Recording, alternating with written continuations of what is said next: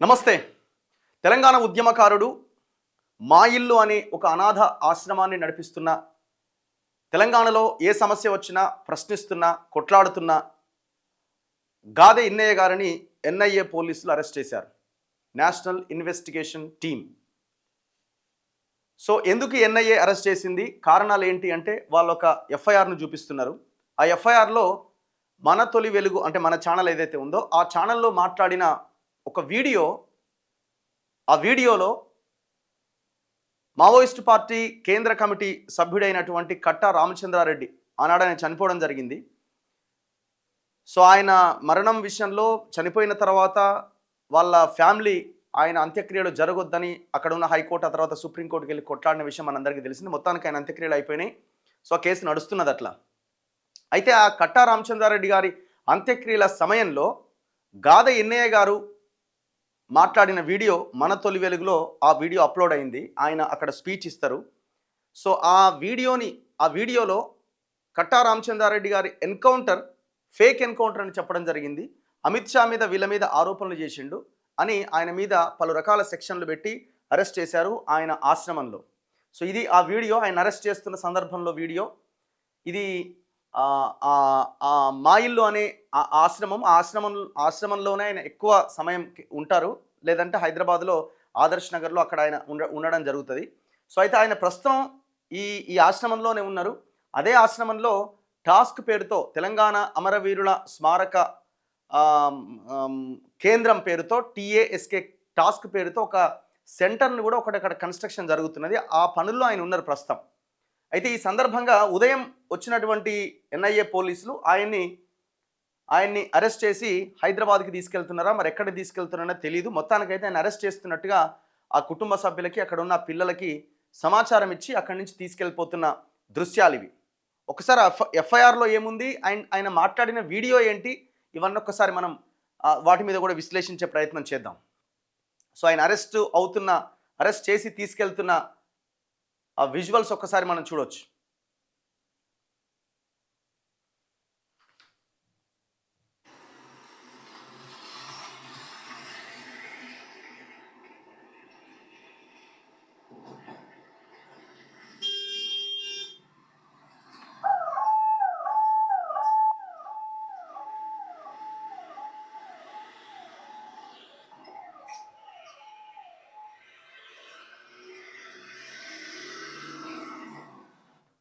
So ఇట్లా ఆయన్ని arrest చేయడం జరిగింది. కారణాలు ఏంటి అంటే పోలీసులు ఒక ఎఫ్ఐఆర్ని వాళ్ళ కుటుంబ సభ్యులకి ఇవ్వడం జరిగింది. సో అంటే ఆ ఎఫ్ఐఆర్, ఆయన అరెస్ట్ చేసినటువంటి ఎఫ్ఐఆర్, ఆ ఎఫ్ఐఆర్ కాపీలో ఏముందో ఒకసారి చూద్దాం.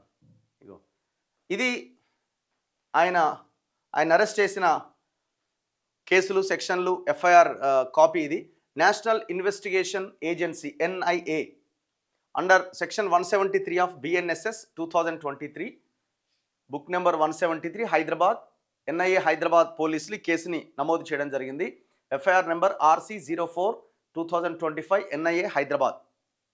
భారతీయ Nyaya Sanhita 2023 section 152, unlawful activities prevention act 1967 sections 39 suspected offence.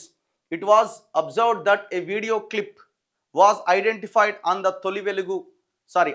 Telugu YouTube channel మన తొలి వెలుగు టీవీ, అంటే మన ఛానలే. సో దాంట్లో సో అండ్ సో లింక్ అక్కడ మెన్షన్ చేయడం జరిగింది. ఆ link of A duration of 16 minutes and 40 seconds. So ఆ వీడియోలో టైటిల్డ్, దానికి పెట్టిన title Gade Innaiah aggressive on Amit Shah on Maoist encounter. So దానికి ఉన్న టైటిల్ ఇన్ ద ఫుటేజ్. ఆ ఫుటేజ్లో ఏముందంటే Gade Innaiah is seen to have addressed a gathering organised by ABMS, అంటే అమరుల బంధుమిత్రుల సంఘం ఆధ్వర్యంలో జరిగినటువంటి వాళ్ళు ఆర్గనైజ్ చేసిన ఆ మీటింగ్లో మాట్లాడుతూ, సో ఈ ABMS అనేది a recognised frontal organisations of CPI Maoist and making remarks to support the CPI Maoist and continue the Maoist revolution. So ఆ దిశగా ఆయన మాట్లాడడం జరిగింది. ఆ మావోయిస్ట్ రెవల్యూషన్ని, ఆ విప్లవాన్ని కొనసాగించాలి అనే దాంట్లో భాగంగా ఈ కార్యక్రమం జరిగింది, ఆయన మాట్లాడడం జరిగిందని వాళ్ళు ఈ ఎఫ్ఐఆర్లో పేర్కొన్నారు. అయితే information received at PS NIA Hyderabad. So అయితే GD ఎంట్రీ 26/11/2025 GD ఎంట్రీ చేసిరు. 9:40కి, ఉదయం 9:40కి, అంటే ఆనాడే వీళ్ళు కేస్ డైరీలో ఆనాడే రాసిరనమాట. జీడీ ఎంట్రీ ఆ రోజే జరిగింది. ఎప్పుడు? నవంబర్లోనే జరిగింది. Type of information return or oral, రిటర్న్లో ఇచ్చిరట. Place of occurrence, direction and distance from PS 141 kilometres east. Address Theegala Kuntapalli village, Koheda mandal, Siddipet district, Telangana. So ఇది ఎక్కడంటే అక్కడ జరిగింది ఎక్కడైతే ఉందో ఆ లిమిట్స్, ఆయన మాట్లాడిన లిమిట్స్, వాళ్ళ అంత్యక్రియలు జరిగిన ప్లేస్ అనమాట. In case outside the limit of this police station then name complainant ఎవరు ఇచ్చారు? మృత్యుంజయ అనే ఆయన ఈ కంప్లైంట్ ఇవ్వడం జరిగింది. సో మరి ఎవరో అయినా ప్రొఫెషన్ అండర్ సెక్రటరీ అట, ఎంహెచ్ఏ సిటీసీఆర్ డివిజన్, న్యూఢిల్లీ. ఎవరో పోలీసులే ఇచ్చిన ఇదన్నమాట ఇది. సో ఎవరి మీద case? Gade Innaiah at Gade Inna Reddy and others అని పెట్టిరు. మరి ఎవరెవరిది పెడతారో వీళ్ళు ఇంకా చూడాలి. The central government has received credible information that on the occasion of funeral of one Katta Ramachandra Reddy at Vikalp, Central Committee member of Maoist Party, one Gade Innaya, founder of Bharat Bachavo, addressed the funeral gathering. So Bharat Bachavo kuda వీళ్ళు దాన్ని ఒక programme కింద తీసుకొని మనం election before and ఆ తర్వాత కూడా వీళ్ళు దేశం అంతా తిరుగుతున్నారు భారత్ బచావో పేరుతో. ఆర్గనైజేషన్ ఇన్నయ్య గారు కీ రోల్ ప్లే చేస్తున్నారు. సో ఆయన అరేంజ్డ్ బై ఏబిఎంఎస్, అంటే అమరుల బంధుమిత్రుల సంఘం ఆధ్వర్యంలో ఈ ఫ్యూనరల్ అక్కడ ఆ ప్రెస్ మీట్ కార్యక్రమం జరిగింది. A frontal organisations of CPI Maoist, ఏది? ఏబిఎంఎస్ అనేది. ఇన్ విచ్ గాదె ఇన్నయ్య ఆ మీటింగ్లో accused the government of India and its security forces of torturing and murdering Katta Ramachandra Reddy at Vikalp in a fake encounter. అంటే ఈ కట్టా రామచంద్రారెడ్డిది ఫేక్ ఎన్కౌంటర్ అని ఆయన మాట్లాడడం జరిగింది. సో అండ్ దాంతోపాటుగా సెంట్రల్ గవర్నమెంట్ ఫోర్సెస్ని ఆయన అంటే సెంట్రల్ గవర్నమెంట్ ఫోర్సెస్ రామచంద్రారెడ్డిని టార్గెట్ చేసి టార్చర్ పెట్టి చంపేసిరని ఆయన మాట్లాడడం జరిగింది. And whereas the gathering was comprise of 150 to 200 people and the speech made by the Gade Innaya during the funeral gathering is available as a YouTube video. And whereas the speech made by Gade Innaya was meant to excite or attempt to excite and propagate armed subversive activities and against the country, thereby security and integrity of India, and it was intended to promote the ideology of banned terrorist organization CPI Maoist and to incite people to commit unlawful acts. అంటే ప్రజలని కూడా ఆయన తప్పుదో పట్టిస్తున్నాడు. ఈ రకరకాలుగా రాసుకుంటూ వచ్చారు. వీళ్ళది ఎట్లుంటో తెలుసు కదా. And whereas the above information disclose commission of offences under section 152 of Bharatiya న్యాయ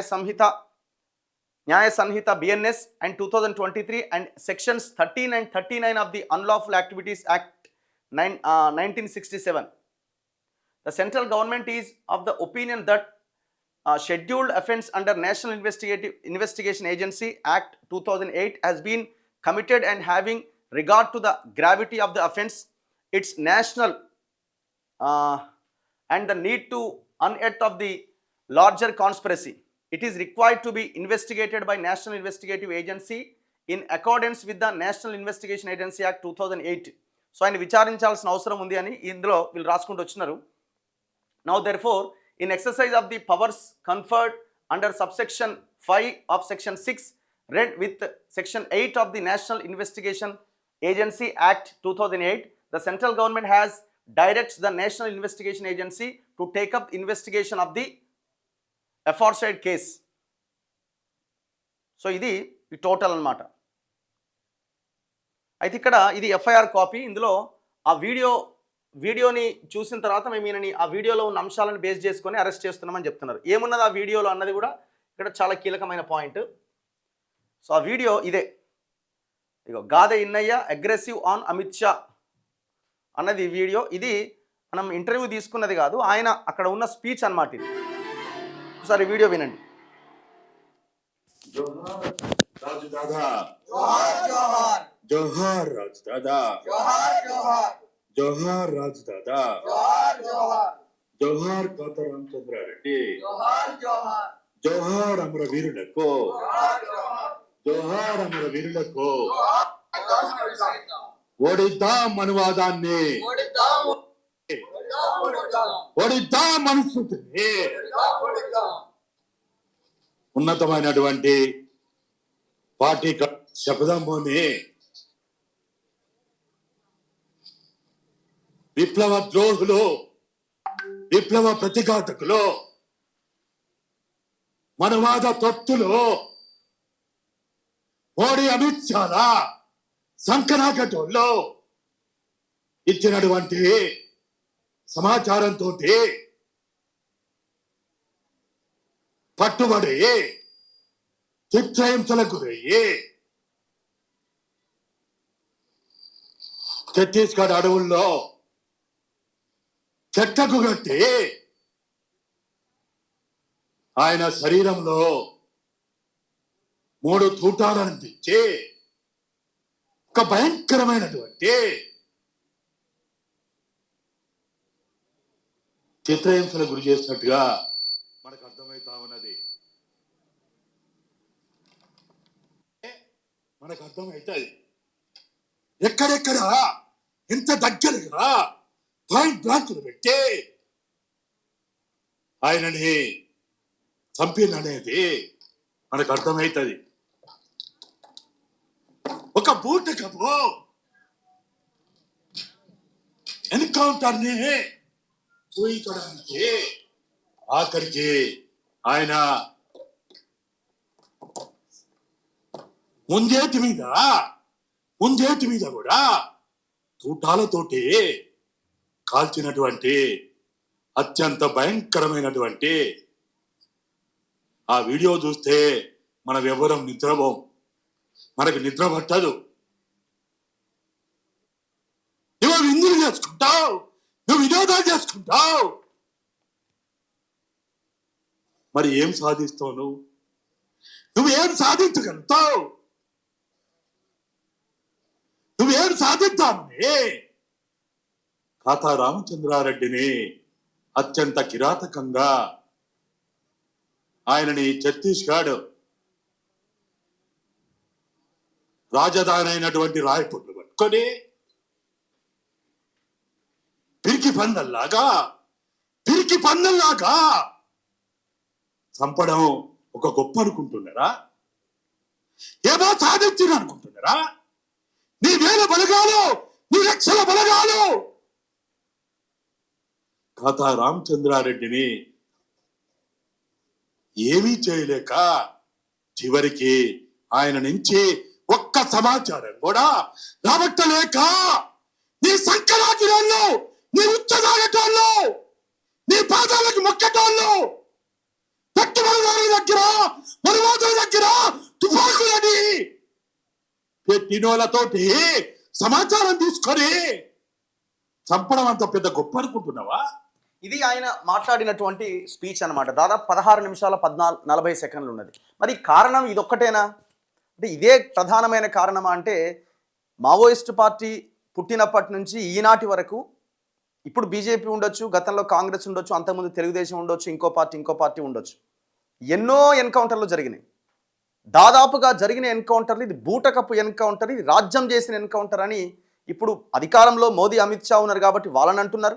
అంతకుముందు మన్మోహన్ సింగ్ ఉన్నప్పుడు, సోనియా గాంధీ అధికారంలో ఉన్నప్పుడు, కాంగ్రెస్ అధికారంలో ఉన్నప్పుడు, చంద్రబాబు అధికారంలో ఉన్నప్పుడు ఆనాడు ఉన్న పాలకులని ముందు పెట్టి ఎంతోమంది పౌర హక్కుల నాయకులు, ఇట్లాంటి మేధావులంతా కూడా ఇది బూటకపు ఎన్కౌంటరు, రాజ్యమే చంపింది అని మాట్లాడిన సందర్భాలు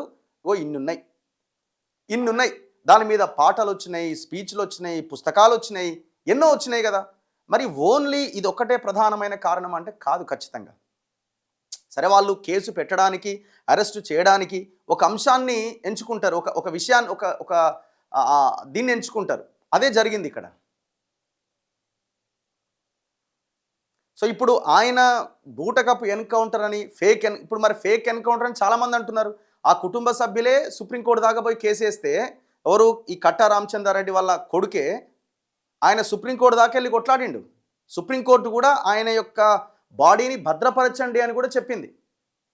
సో దాన్ని భద్రపరిచే విషయంలో కూడా రకరకాల ఆరోపణలు వచ్చినాయి కదా. ఆ బాడీని కుల్లేలాగా చేసి రకరకాలుగా చేసినట్టు మేమన్నట్ల కుటుంబ సభ్యులే అన్నారు.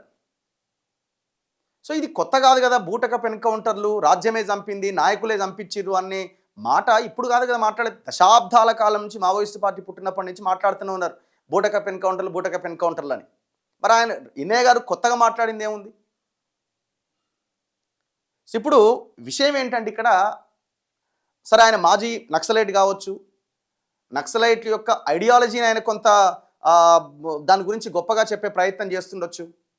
అల్టిమేట్గా ఆయన ఏమంటున్నాడు, ఈ వీడియోలో కూడా ఉన్నది, ఏమంటున్నాడు, 5th షెడ్యూల్ని ఎందుకు అమలు చేయరు, ఆదివాసీలను అక్కడి నుంచి పంపించే కుట్ర ఎందుకు జరుగుతున్నది, అడవిని రక్షించే ప్రయత్నాలు ఎందుకు జరుగుతలేవు, అదానీ లాంటి కార్పొరేట్లకు ఎందుకు అప్పగించే ప్రయత్నం చేస్తున్నారు? ఈ ప్రశ్న చాలా వ్యాలిడ్ పాయింట్ కదా. ఇప్పుడు ఎవరైతే మావోయిస్టు, సిపిఐ మావోయిస్టులో లేకపోతే వీళ్ళనందరినీ వ్యతిరేకిస్తున్నారో, జరుగుతున్న ఎన్కౌంటర్స్ కరెక్టే అని మాట్లాడుతున్నారో, స్ట్రేట్ క్వశ్చన్ ఒకటే, ఈ దేశంలో అడవి అనేది ఉండాలనా వద్దా? ఈ అడవిని కార్పొరేట్లకి పెట్టుబడిదారులకు కట్టబెట్టడం మీకు ఇష్టమా లేదా? ఒక క్వశ్చన్కి ఆన్సర్ చెప్తే అయిపోద్ది కదా. కేంద్రం కూడా, రాజ్యం కూడా లేదు మేము ఈ అడవిని ఏమీ చేయట్లేదు, అడవి అడవిలాగానే ఉంటుంది, ఎవరికి కట్టబెట్టట్లేదు, ఏ మైనింగ్ కోసం దేనికోసం కట్టబెట్టట్లేదని ఒక్క స్టేట్మెంట్ ఇచ్చిన దాఖలాలు ఉన్నాయా? లేదు కదా. అంటే మీ ఉద్దేశాలు ఏంటి? మూలం ఎక్కడుందన్నది పాయింట్ కదా. ఇక్కడ ఆదివాసీలను పంపించేస్తున్నారు అక్కడి నుంచి అని, అక్కడున్న ఖనిజ సంపదని, సహజ వనరులను దోపిడీ చేసే ప్రయత్నము, కుట్ర జరుగుతున్నదని కదా ఇక్కడ పాయింట్. మూలం అక్కడుంది కదా, మరి దాని మీద కదా మాట్లాడాల్సింది. ఇట్లాంటి స్టేట్మెంట్స్ కొన్ని వందల మంది ఇచ్చినారు, ఇప్పుడు కాదు ఎప్పటి నుంచో ఇస్తూనే ఉన్నారు. ఇది బూటకప్ ఎన్కౌంటరు, రాజ్యమే చంపేసింది, కావాలని చంపేసింది, ఎప్పటి నుంచో జరుగుతున్నది, కొత్తగా ఏముంది ఇది? సో ఇప్పుడు విషయం ఏంటంటే ఈయన కొంత పబ్లిక్లో ఉండి ఈ అంశాల మీద గట్టిగా ప్రశ్నిస్తున్నాడు. 5th షెడ్యూల్ గురించి మాట్లాడుతున్నాడు, ఆదివాసీల గురించి మాట్లాడుతున్నాడు, ప్రజల గురించి మాట్లాడుతున్నాడు. మిగతా వాళ్ళు మాట్లాడాలన్న ఆలోచన ఉన్న వాళ్ళు కూడా కొంత భయపడి వెనకం చేస్తున్నారు, మనకెందుకులే అంటున్నారు. ఇట్లా రకరకాల దాంట్లో అందరూ మాట్లాడే ప్రయత్నం చేయట్లేదు, కొంతమంది మాట్లాడుతున్నారు. సో మాట్లాడుతున్న వాళ్ళు కొంత యాక్టివ్గా కనిపిస్తున్నారు కాబట్టి ఈ పర్సన్ మాట్లాడుతున్నది జనాల్లోకి వెళ్తున్నది. సో ఆయన నోరు ముగించాలి, అంతకుమించి ఏం లేదు ఇక్కడ. సో ఇప్పుడు ఈయనని అరెస్ట్ చేసి తీసుకెళ్లడం జరిగింది. అసలు ఈ సెక్షన్స్ ఏంటి? అన్ని కూడా నాన్ బెయిలబుల్ సెక్షన్లే. దేశ భద్రత, దేశం యొక్క దీనికి సంబంధించినటువంటి సెక్షన్సే కనిపిస్తున్నాయి. ఒకసారి అడ్వకేట్ శరత్ కుమార్ గారికి ఒకసారి ఫోన్ చేద్దాం.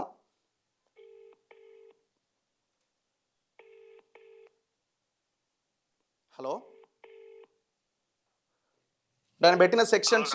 సార్ నమస్తే, నేను వీడియో చేస్తున్నాను, ఆల్రెడీ లైన్లో ఉన్నారు మీరు సెక్షన్స్ గురించి ఒక 2 నిమిషాలు చెప్తారేమో అని. జస్ట్ ఇప్పుడు ఇది వాళ్ళు పెట్టిన provision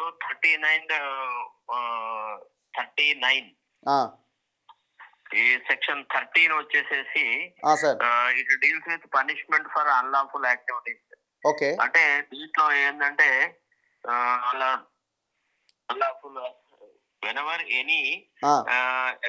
anybody assists any unlawful activity of any association declared unlawful under the section 3, okay, after notification by which it has been so declared has become effective under subsection 3 of that section shall be punished with imprisonment for a term which may extend to 3 years or with fine అనే ఒకటి. Okay, తర్వాత రెండో provision వచ్చేసి 39 section 39. అవును, section 39 వచ్చేసేసి sir section 39 offences relating to support given to a terrorist organisation అన్నమాట. ఇందులో terrorist organisation and punishable with imprisonment for a term which may term not exceeding 10 years or with fine or with both. ఇప్పుడు 39 పెట్టిన purpose ఏంది అని అంటే ఇతను 41A అనే provision లేకుండా, అంటే ఇతనికి నోటీస్ ఇవ్వాల్సిన అవసరం లేకుండా చేయడానికని యాడ్ చేసినటువంటి సెక్షన్ గా మనం భావించాల్సి వస్తుంది. ఈ FIR లో మాత్రం ఈయన మీద పెద్ద స్పెసిఫిక్ ఎలిగేషన్ సెక్షన్ 152 ఉంది సార్ పైన. 152 అవుతుంది, అది పెద్ద దాంట్లో ఖాతా లేదు అసలు. యాక్చువల్లీ ఇందులోనే problem. 152 India's sovereignty and unity and integrity, అదే సెడిషన్ అంటారు దాన్ని. సెడిషన్ అని ఇంతకు ముందు మన దగ్గర ఉండేది. ఆ సెడిషన్ లాగా అంటే భారతదేశం లోపల ఎన్నికైన ప్రభుత్వాన్ని, రాజ్యాంగబద్ధంగా ఎన్నికైన ప్రభుత్వాన్ని కూలదీయడానికి కావలసిన వ్యవహారాలు చేస్తే దాన్ని సెడిషన్ కింద తీసుకొస్తారు. కానీ ఓకే. బట్ నాకు తెలిసి ఆయన ఏం మాట్లాడినాడు అనేది ఇందులో ఏం లేదు. ఒక దగ్గర సార్ ఒక దగ్గర ఎఫ్ఐఆర్ లో మెన్షన్ చేశారు కదా ఏం మాట్లాడండి అన్నది. లేదు సార్, ఇక్కడ నా దగ్గర ఎఫ్ఐఆర్ ఉంది.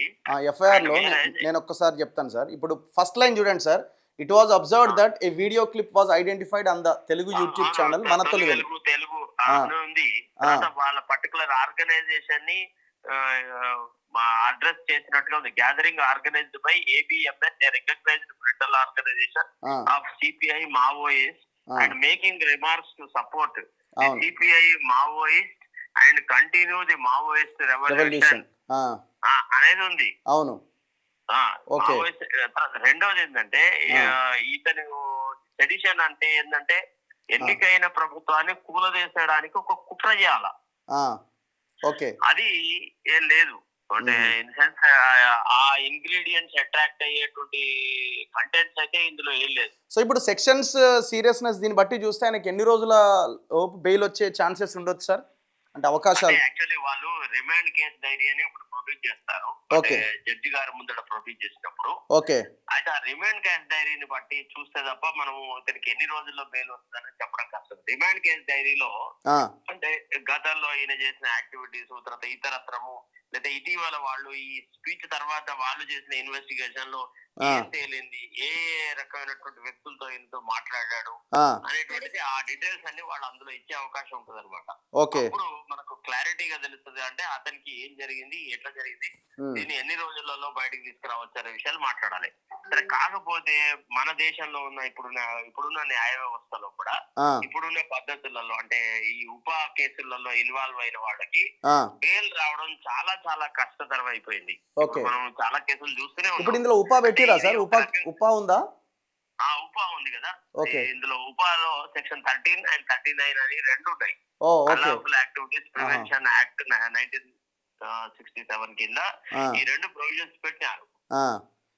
రెండు together with 152 of BNS sedition. ఇదివరకు దీన్ని IPC లో 124A అని ఉండే. అయితే జస్టిస్ NV రమణ గారు ఒక తీర్పు ఇచ్చినారు గతంలో. ఏమని?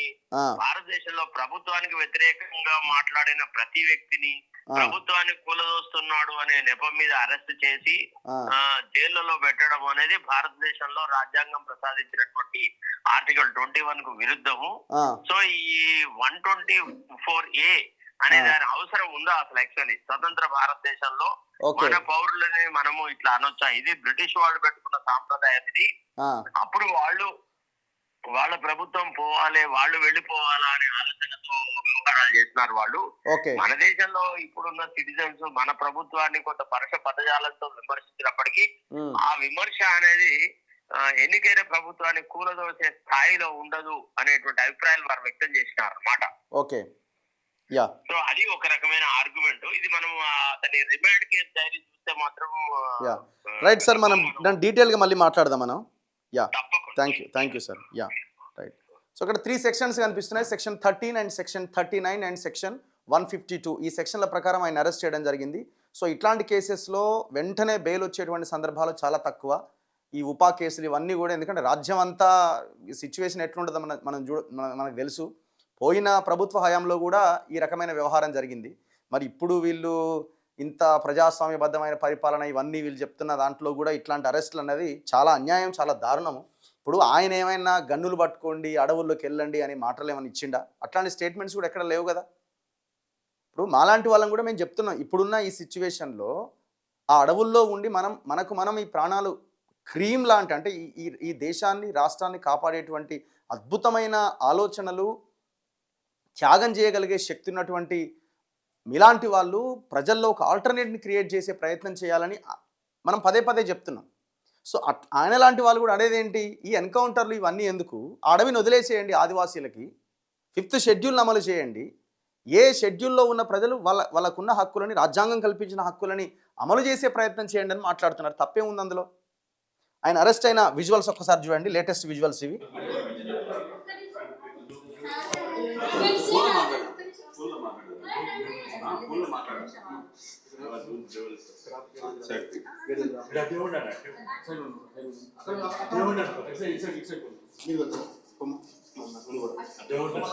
వాళ్ళ భార్య గారు ఆమె.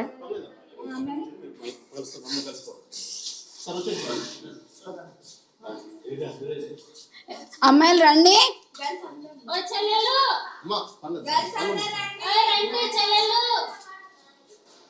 సార్ మీకు మేము టైం ఇచ్చాం, వచ్చేసారు సార్. మళ్ళీ అందరూ బాధపడతారు. రండి.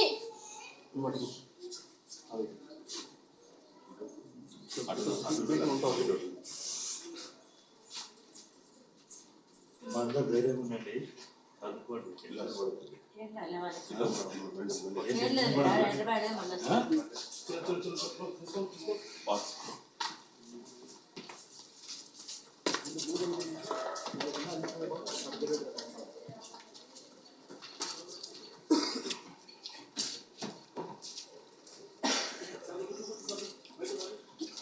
చెప్పిన అందరికి చెప్పనైతే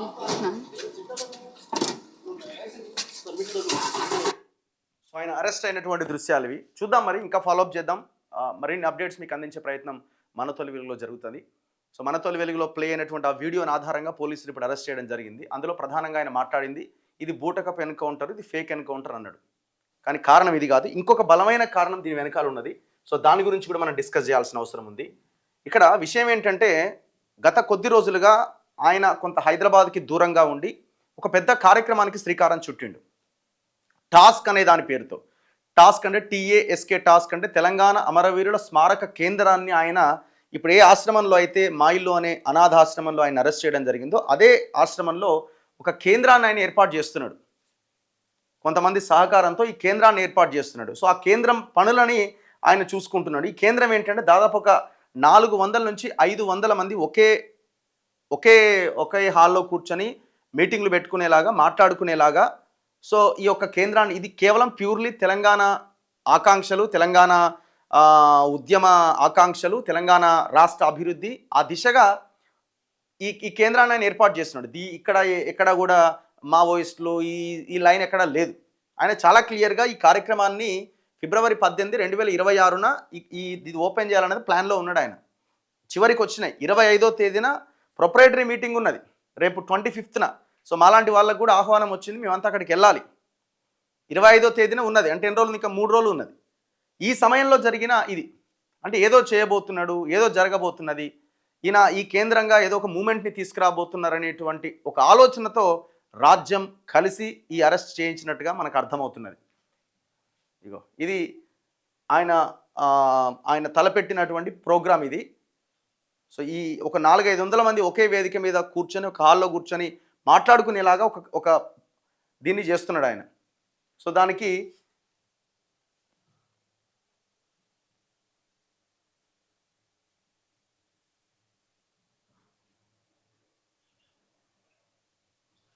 ఇగో చూడండి, ఇది అందరికి ఇచ్చినారు. భారతీయ జనతా పార్టీలో ఉన్న లీడర్లకు కూడా ఆయన ఈ ఆహ్వానం పంపుతున్నాడు. ఆయన చాలా క్లియర్గా మెన్షన్ చేసిండు ఇక్కడ. ఇగో తెలంగాణ రాష్ట్ర ఏర్పాటులో భారతదేశంలోని అన్ని పార్టీలు, ముఖ్యంగా కాంగ్రెస్, బీజేపీ లాంటి పెద్ద పార్టీలు సహకరించడం వల్ల రాష్ట్ర ఏర్పాటు బిల్లు నిర్ణయం జరిగినట్టుగా మనందరికీ తెలుసు.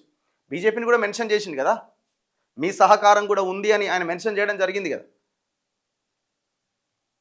ప్రపంచవ్యాప్తంగా ఉన్న తెలంగాణ రాష్ట్ర సాధన అభిమానులు, శ్రేయోభిలాషులు ఎదురు చూసిన రోజు అది. అదే 2014 ఫిబ్రవరి 18వ తేదీ తెలంగాణ రాష్ట్ర ఏర్పాటుపై లోక్సభలో ప్రవేశపెట్టిన రాష్ట్రాల పునర్విభజన బిల్లుపై ఏం జరుగుతుందో అని, ఏం జరగవచ్చునో అని ఎదురు చూసిన సమయం ఇది. కోట్లాది ప్రజల కోరిక, ఆశ, లక్ష్యం, ఆశయం నెరవేరే అవకాశం ఉందా అని ఆతృతతో, ఉత్కంఠతో ప్రతిక్షణం ఊపిరి బిగబట్టి టీవీల ముందు కూర్చొని లోక్సభలో జరిగే ప్రతి క్షణం విషయాన్ని పరీక్షించిన రోజు అది. భారతదేశంలో 29వ రాష్ట్రంగా తెలంగాణ రాష్ట్ర ఏర్పాటుపై లోక్సభ నిర్ణయం ప్రకటించగానే తెలంగాణలో సంబరాలకి, సంతోషానికి అవధులు లేవనే విషయం మనందరికీ తెలుసు. 2014 ఫిబ్రవరి 18న లోక్సభ, ఫిబ్రవరి 20వ తేదీన రాజ్యసభ తీర్మానం, మే 1వ తేదీన రాష్ట్రపతి సంతకం, గెజిట్ విడుదల వెంటనే జరిగిపోయాయి. తెలంగాణ రాష్ట్ర ఏర్పాటులో భారతదేశంలోని అన్ని పార్టీలు, ముఖ్యంగా కాంగ్రెస్, బీజేపీ లాంటి పెద్ద పార్టీలు సహకరించడం వల్ల రాష్ట్ర ఏర్పాటు బిల్లు నిర్ణయం జరిగినట్టుగా మనందరికీ తెలుసు. ఈ సందర్భాన్ని నెమరు వేసుకుంటూ 2026 ఫిబ్రవరి 18వ తేదీన తెలంగాణ అమరుల స్మారక కేంద్రం ప్రారంభించుకోవాలని అభిప్రాయపడుతున్నాం. తెలంగాణ రాష్ట్ర సాధన 60 సంవత్సరాల స్వప్నం ఇది. సుదీర్ఘ త్యాగాల చరిత్ర అది. కులాలకు, మతాలకు, వర్గాలకు అతీతంగా సాగిన సమరంలో ఎంతోమంది తమ అమూల్యమైన ప్రాణాలు అర్పించారు. ఎంతోమంది వయస్సును, విద్యను, ఉద్యోగాలను, ఆర్థిక అంశాలను లెక్క చేయకుండా కోట్లాది మంది సాగించిన సమరంలో చేసిన త్యాగాలు కొలువలేనివి. తెలంగాణ రాష్ట్రం ఏర్పాటు లక్ష్యం, ఆశయం సంపూర్ణంగా ఫలితాలు అందరికీ అందని విషయం కూడా మనందరం చూస్తున్నాం. రాష్ట్ర సాధన ఉద్దేశాలను, అమరుల ఆశయాలను, ఉద్యమకారుల లక్ష్యాలను మరలా గుర్తు చేసుకోవడానికి 2026 ఫిబ్రవరి 18వ తేదీన ప్రారంభమయ్యే తెలంగాణ అమరుల స్మారక కేంద్రంలో మనందరం కలుసుకుందాం, మాట్లాడుకుందాం, భవిష్యత్ కార్యాచరణ చర్చించుకుందాం. ఇది మనందరి బాధ్యత. ఇది చాలా గొప్ప విషయం కదా, చాలా గొప్ప విషయం కదా ఇది. ఇప్పుడు ఈ కార్యక్రమము ప్రారంభించబోతున్నాడు, ఏదో జరగబోతున్నదన్న ఒక అనుమానంతో, ఆలోచనతోటి, ఈ ప్రోగ్రాం జరగొద్దన్న ఉద్దేశంతో వీళ్ళు ఈ అరెస్ట్ చేసినట్టుగా కనబడుతున్నది. అండ్ దట్టు ఆయన భారత్ బచావో అని దేశం అంతా తిరిగే ఒక ప్రయత్నం, ఇవన్నీ రకరకాలుగా ఉన్నాయి. అన్నింటికీ మూలం, అన్నింటికీ ఒకటే, ప్రజల్లో చైతన్యం, ప్రశ్నించడం. సో ఇది నచ్చదు కదా రాజ్యానికి. సో అందులో భాగంగానే ఈ అరెస్టు, ఈ కథా వ్యవహారం జరిగినట్టుగా అర్థమవుతుంది. చూద్దాం నెక్స్ట్ ఏం జరుగుతుంది, ఆయన తరపున ఎవరు కోర్టులో వాదించబోతున్నారు, ఏం జరుగుతుంది, కోర్టు ఎట్లా రియాక్ట్ అవుతుంది ఏంటన్నది మనం రాబోయే రోజుల్లో చూద్దాం. చూస్తూనే ఉండండి మన తొలి వెలుగు.